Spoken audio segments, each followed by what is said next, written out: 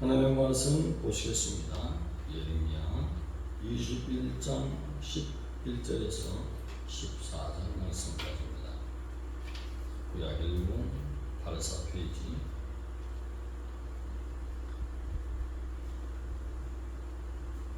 교독하시겠습니다. 11절. 유다 왕의 제비에 대한 여호와의 말을 들으라. 여호와께서 이와 같이 말씀하신다.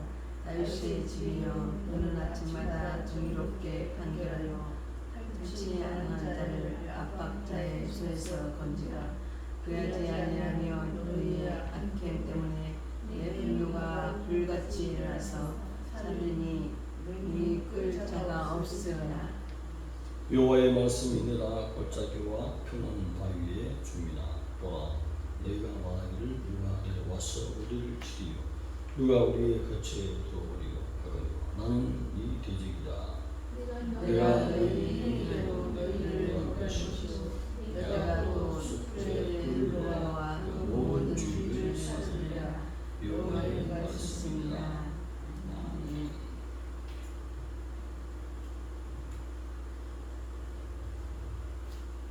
유다 왕의 집에 대하여 말씀하시는 이야기입니다.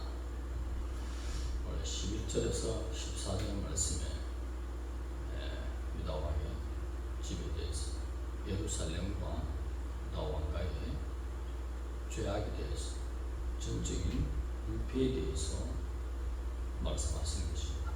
그러면서 22장에 가서 1절에서 9절까지 그 동일한 말씀을 이제는 더 세밀하게 들어가서 공부하시는 말씀입니다. 그리고 22장 10절에서 마지막 절 30절까지는 이제 온전히 하나님의 무슨 심판이 임하지 않을 수 없는, 그러니까 여호아스, 여호야김, 여호야긴 왕들이 행한 죄악들을 다시 한 번 더 드러냄으로 말미암아 하나님이 행하시는 심판은 당연한 것이다 하고 그들의 왕들의 죄를 폭로하고 있습니다. 지금 현재는 유다 왕입니다. 유다 왕의 집. 그런데 12절에 가서 다윗의 집이여 라고 해서 비교하는 말씀입니다. 옛날에 유다 왕 초기 때는 다윗이 그렇게 하나님 앞에 순번주로 살고 땅 안에서 불세바까지 신정 정치로 나가는, 하나님이 이 백성을 어떻게 복을 내리며 이 백성이 또한 언약 안에서 하나님께 예배하는 삶을 잘 살 수 있을까? 이것이 다윗의 정치의 목표인 것입니다. 그리고 하나님께서 그러한 다윗에게 부어주신 부와 은혜, 하나님의 영광이 나타나는 유다 땅과 예루살렘의 모습을 한번 비교, 상기시키기 위해서 유다 왕의 집이여 라고 부르신 후에 다음에 다시 다윗의 집이여 라고 이렇게 비교하시는 것입니다. 다윗 왕 때는 외적들이 다윗만 생각하더라도 유다 땅 또 예루살렘 이름만 들어도 두려움이 왔다는 것입니다. 이방 족속들이 넘다보지 못하도록 하나님께서 다윗 왕가를 초기에 붙들어 주신 은혜가 있었다. 그러나 지금은 아수르도 바벨론도 이집트도 할 수만 있으면 유다 땅을 삼키기 위해서 호시탐탐 누리고 있는 그 떠나는 사실인 거죠. 그러면서 아침마다 정의로운 판결을 하기를 원하는 하나님의 말씀입니다. 여기에 앞서서 말씀드렸습니다. 정의롭다는 것은 무시파트라고 해서 하나님이 모든 것을 통치하시는 통치의 원리가 바로 무시파트, 공명, 정의, 공의 그것을 재판하는 모든 현장에서도 동일하게 하나님의 성품, 통치를 따르기를 원하고 있다는 것입니다.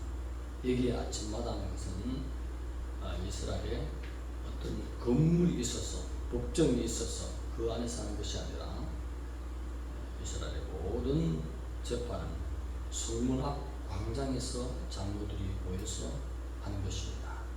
그런데 왜 아침이냐면 낮에는 너무 뜨겁기 때문에 태양이 뜨기 전에 아침에 그때 시원할 때 재판이 이루어지는 것입니다. 그때 재판 때에 약한 자들, 가난한 자들이 착취를 당하고 탈취를 당하는데도 유전 무죄, 무전 유죄로 그렇게 흐르는 회악한 경우를 하나님께서 보시고 그렇게 하지 말라.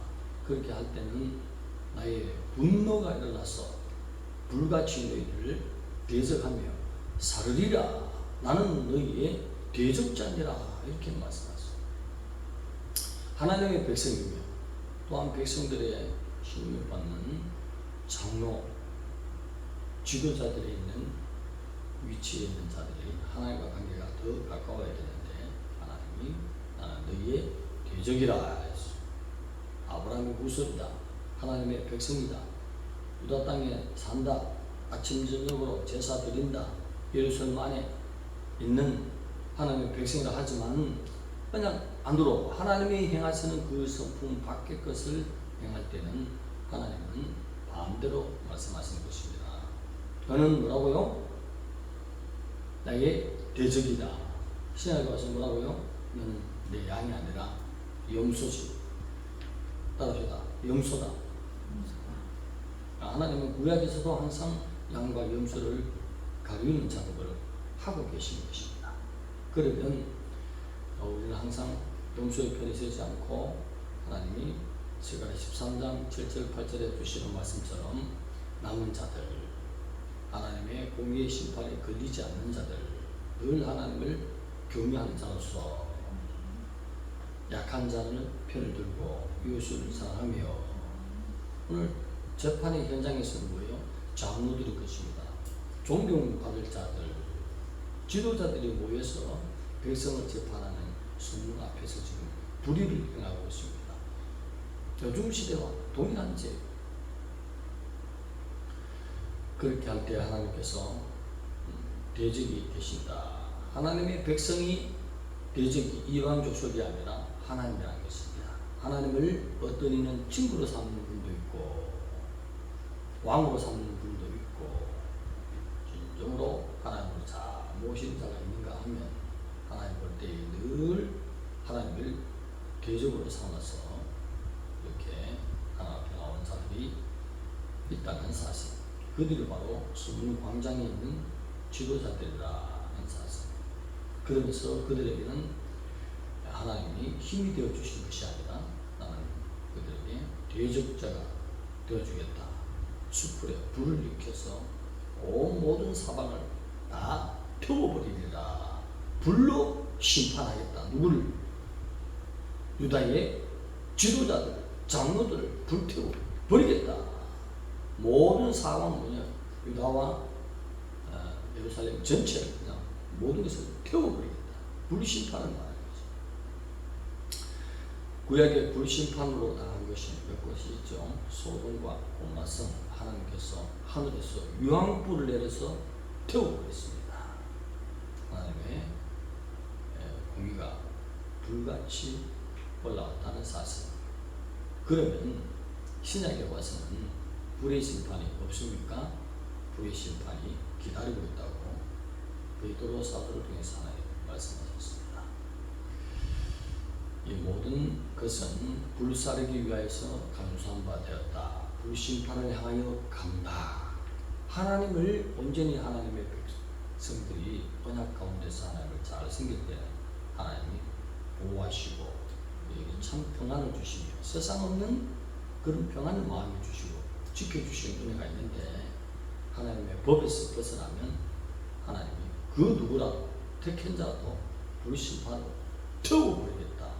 그 모든 사방을 다 태워버리고 재산과 그 삶과 모든 중요한 것을 태워버리겠다.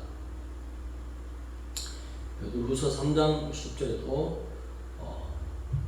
주님의 오심이 도적같이 임하리니 그날에 모든 물질이 불에 살라진다, 풀어진다.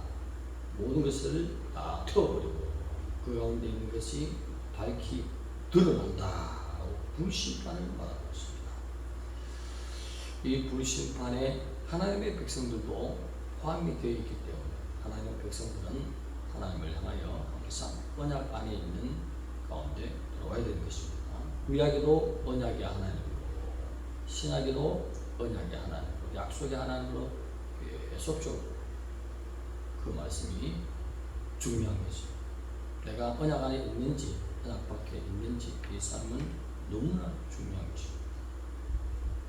그래서 제가 십계명을 안 버리면 외워보자 라고 강조하는 것이 그것입니다. 우리의 삶에 모두 외우고 작은 불이 일어나서 내 작은 정문을 태우기 시작할 때 안 되는 것들이 있으면 뭔가 하나님으로부터 언약이 깨어졌기 때문에 하나님이 경고하시는 불이 일어나고 있는 것입니다. 이렇게 겸허하게 하나님께 약속의 하나님 앞에 겸손히 우리 자세를 낮출 때 하나님 다시 불을 끄시고 은혜의 손길을 드신 우리 하나님이라는 것을 미시파트 정의롭게 모든 것을 통치하시는 원리로 행하고 계신 예수 여호와라는 분이라는 것입니다. 도적같이 임한다 했는데 그 임한 날을 어떻게 알겠습니까? 그러나 과거보다도 지금 사도시대 때보다도 지금 교회 시대에 너무나 불의 심판이 가까이 와 있다. 그러면서 오늘 주님을 맞이할 우리 성도들은 한 비유를 또 볼 수 있습니다. 어느 임금이 혼인잔치에 손님들을 보러 나왔다가 예복을 입지 않은 사람을 향하여 너는 어떻게 예복을 입지 아니하느냐 했을 때 아무 말을 못했다고 했습니다. 이게 아무 말 못하는 것이 무엇입니까? 예복은 흰옷입니다. 흰옷은 첫째로 우리 주 예수 그리스도의 보배 피의 공로를 입은 자가 받는 선물의 옷입니다. 그리고 날마다 자기가 자기 영혼을 지키며 주님 안에서 회개하는 삶으로 많은 그 성도의 삶을 사는 것이 또한 성도의 옳은 행실로서의 흰옷인 것입니다. 그 흰옷을 입지 않는 자에게 저를 손발을 묶어서 아까 얻은 대로 던져버리라 했을 때 그가 누구였습니까? 이스라엘 사람이잖아요. 그가 누구였습니까? 아브라함의 후손이었잖아요. 유다 땅에 사는 사람이었다는 것입니다. 그래서 바깥 어두운 데로 쫓겨나서 뭘 한다고요? 이를 갈기 시작한다. 아주 당연하지 못하다는 것입니다. 왜 그럴까요? 왜 이를 가는 것입니까? 마땅하지 못하다는 것입니다. 끊임없이 하나님의 말씀은 회개를 외치고 있습니다. 어떤 정도를 통해서도 회개를 외치는 것입니다. 회개하고 돌아가고 자복하고 성결한 삶을 살 때, 곧 언약 안에 있는 삶을 살 때는 하나님이 흰옷이 유지되도록 은총을 입혀주고 회개하지 않는 자에게는 그 옷이 입혀지지 않았다는 사실인 것입니다. 오늘 흰옷을 입고 주님을 섬기는 것, 옳은 행실로. 흰옷은 또한 성도의 옳은 행실이라. 옳은 행실로 주님 앞에 나가는 삶. 불의 심판이 가까운 이때에 베드로 사도가 말하는 모든 물질을 다 태워버려서 풀어주고 모든 것이 다 드러나는, 무엇이 드러날까요? 죄악이 드러난다는 것입니다. 우리 주님의 십자가의 공로를 생각하면서 자백하고 씻으면 흰눈같이 희게 된다는 것입니다. 오늘도 주님 뭐를 고민하고 있어? 하나님 아버지 앞에 담대하게 나는 그런 옳은 행실의 삶을 살 때 우리의 하나님께서 우리와 함께 하시는 생명을 지켜주시는 그 은혜가 풍성할 줄로 믿습니다. 기도드리겠습니다. 하나님 감사합니다. 주님, 하나님 말씀에 어긋나는 삶을 살 때는 하나님 우리의 대적이 되신다 했습니다. 하나님, 그러나 하나님 언약 안에 있는 삶을 살면 하나님이 샬롬의 하나님, 평강의 하나님이 되어주시고 우리 생명을 지키시며 우리 길을 인도하시는 하나님으로 역사 속에서 보여주고 있습니다. 완전히 하나님 안에서 자기 옷을 빠는 거룩한 행실로 주님을 섬겨서 다소실 주님 앞에 호련히 변화되어 하나님을 만나는 그 길이 준비되는 인생으로 하나님을 섬기는 저희들 되게 하여 주옵소서. 예수님의 이름으로 감사하며 기도드리옵나이다.